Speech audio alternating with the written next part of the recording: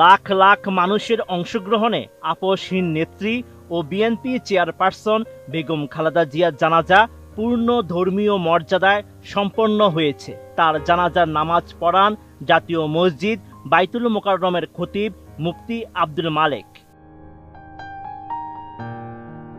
৩১ December মানিক মিয়া এভিনিউতে বিকেল ৩টা ৩ মিনিটে খালেদা জিয়ার জানাজা শুরু হয়। বিকেল ৩টা ৫ মিনিটে জানাজা সম্পন্ন হয়। এ সময় খালেদা জিয়ার জানাজায় রাষ্ট্রপতি মোহাম্মদ শাহাবুদ্দিন, প্রধান উপদেষ্টা ডক্টর মোহাম্মদ ইউনুস, প্রধান বিচারপতি জুবায়ের রহমান চৌধুরী, ৩ বাহিনীর প্রধানগণ, উপদেষ্টা পরিষদের সদস্যরা, বিভিন্ন দেশের প্রতিনিধি ও রাষ্ট্রদূতরা, বিএনপি ভারপ্রাপ্ত চেয়ারম্যান তারেক রহমান ও শীর্ষ নেতৃবৃন্দ এবং বিভিন্ন রাজনৈতিক দলের প্রতিনিধিরা উপস্থিত ছিলেন। জানাজা শেষে এক হৃদয়স্পর্শী দৃশ্যের অবতারণা হয় মানিক মিয়া এভিনিউতে। জানাজা সম্পন্ন হওয়ার পর জনপ্রিয় ইসলামী বক্তা মাওলানা মিজানুর রহমান আজহারী ও বাংলাদেশ খেলাফত মজলিসের আমির মাওলানা মোহাম্মদ মামুনুল হক প্রিয় নেত্রীর কফিন নিজের কাঁধে তুলে নেন। প্রিয় নেত্রীকে শেষ বিদায় জানানোর এই মুহূর্তটি উপস্থিত লাখো মানুষের মাঝে শোকের আবহকে আরো ঘনীভূত করে।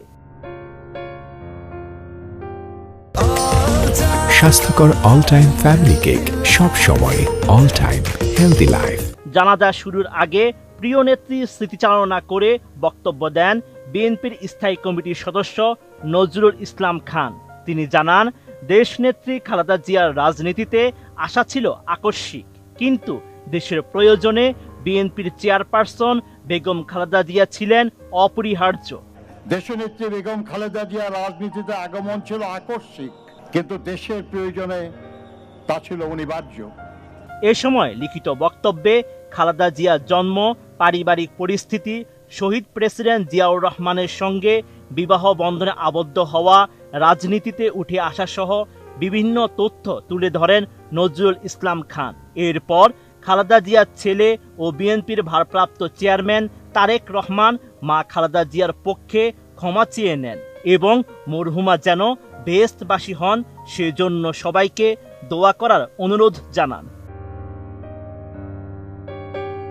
এদিন সকাল থেকেই প্রিয় নেত্রীকে শেষ বিদায় জানাতে রাজধানী সহ দেশের বিভিন্ন প্রান্ত থেকে আসা লাখো মানুষের ঢল নামে জানাজা স্থল ও এর আশপাশের এলাকায়। মানিক মিয়া এভিনিউ ছাড়িয়ে জনস্রোত খামারবাড়ি, আসাদ গেট, ফার্ম গেট এবং সার্কফোয়ারা এলাকা পর্যন্ত বিস্তৃত হয়।